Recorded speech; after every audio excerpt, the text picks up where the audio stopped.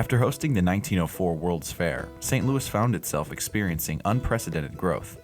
And with the 1910 completion of the McKinley Bridge, rail service to and from Illinois spurred the surge of an already booming industrial trade.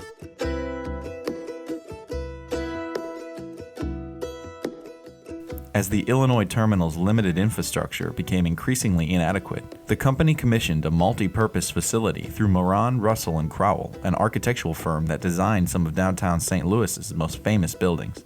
We discovered some original marketing materials from the 1920s where the building was marketed and presented as the new Midwest Terminal Building. Ultimately, it became known as the Illinois Terminal Building, and that was the company that built it. It was called the Illinois Terminal Railroad.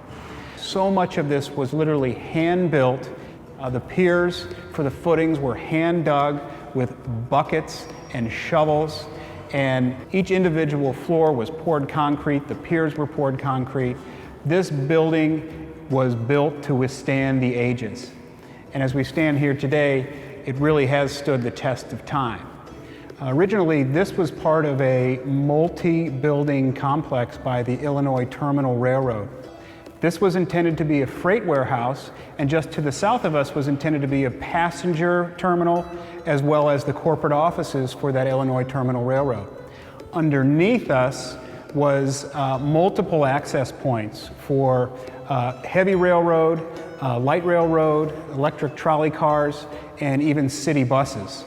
So where we're sitting is literally the hub of lots of logistics and transportation infrastructure that was really important to the St. Louis of the 1920s because the city was growing so fast. It was a commercial hub, a banking hub, and they needed more infrastructure to move goods and people across the country. Although the structure was designed to support 20 floors, the building had just 7 with the option to build upward in the future.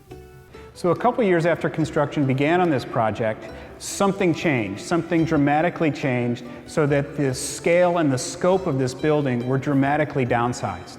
We assumed for a long time that that was attributed to the stock market crash of 1929. Now since then we've met some other historians who have told us there was actually more than that, that there was a senior level executive at the Illinois Terminal Railroad who left St. Louis, left the country, left his family, and left with several $1 million that were slated for this building, and he and his companion moved to South America, and the money was never returned. So therefore, in the middle of construction of this project, most of the money was gone. So the project had to be dramatically scaled down. At the time, they built up to 7 floors. So they basically capped it off at 7 floors, and the building next door to this building, which was to be a passenger terminal, that was scrapped completely, and then this building became both a freight terminal and a passenger terminal at the same time. As St. Louis entered 1933, both freight and passenger trains began servicing the building. There was also a fascinating use of this building during the Second World War. Several floors of this building were taken over by the War Department, and it became the Defense Mapping Agency. We have blueprints and drawings from that period of time that show extensive construction and several hundred people working here every day on mapping and plotting the logistics for World War II, both in Europe and in the Pacific. But eventually streetcars began disappearing as automobiles became more prevalent. Passenger service was officially discontinued in 1958. So when the building opened in 1933, from the beginning, it was a huge success and really did well until the late 1950s when railroad passenger service started to be supplanted with air travel as well as the growing highway system. So by 1958, all of that railroad activity had diminished to the point where the building was underutilized. At that stage, one of the local newspapers here in St. Louis, called the St. Louis Globe-Democrat, was in a building right up the street, and they had a need for more space to accommodate more presses, to accommodate more ink, to accommodate more paper. This became the perfect location for that, specifically because of all the railroad access underneath the building. So in 1959, this building went from the Illinois Terminal Railroad, became the Globe-Democrat building. Certain floors were for the advertising department, other floors were for the editorial department, and then of course there were the huge printing presses here and the huge barrels of ink which would come in every day through the railroad, and then all the newspaper that went out every morning. So the Globe Democrat newspaper thrived in this building through the 1960s, through the 1970s, all the way into the late 1980s. And at that stage, the newspaper business started to change. St. Louis, for a variety of reasons, no longer could support two major daily newspapers, and it was the Globe Democrat that folded up and closed down for business. As the Globe building found new life at the turn of the millennium, now in what used to be St. Louis's industrialized downtown, with the region's fastest-paced companies, we now find a modern-day technology hotbed, and yet again, the Globe building is at the forefront of a booming industry. So in the mid-1990s, the building owners recognized that this facility could be the perfect location for data centers. Access underground, what were once accessed for the railroad lines, now the railroad lines had the dark fiber, the data fiber running along those lines. Then you also had the advantage, since the building was originally intended to be 20 stories and was stopped at 7 stories, there's several vacant freight elevators. So these elevator shafts allow the data centers to run those lines up to the upper floors from where it comes in on the bottom. And then you had the reinforced flooring here with 250 pounds per square foot.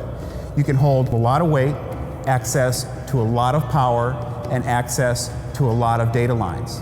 And through the 1990s and 2000s, the data center usage of this building has continued to grow and thrive. So as the utility of this building became more and more recognized for data center clients, more and more data center clients have moved in here. There's other tenants that have recognized not only that advantage of that fast data speed, but also these wide open, cool, modern spaces with lots of natural light. So there's tenants here that are creative agencies, video production agencies, and they have this advantage of being wired into the backbone of the internet, which converges underneath the building. As we look to what made the city an industrial giant in the past years, we find the same qualities will propel the Globe building forward into another era of greatness. So as you look at the entire sort of timeline of history of the Globe building, it's really fascinating that it was originally conceived as the hub of transportation, as a railroad terminal, and then evolved in the late 1950s and early 1960s into a hub of information with one of the country's largest daily newspapers headquartered here, and then evolved again in the 1990s into the 2000s as a hub of connectivity, with data coming in and going out and being stored here, and massive access to power. And then today we have multiple uses for the building.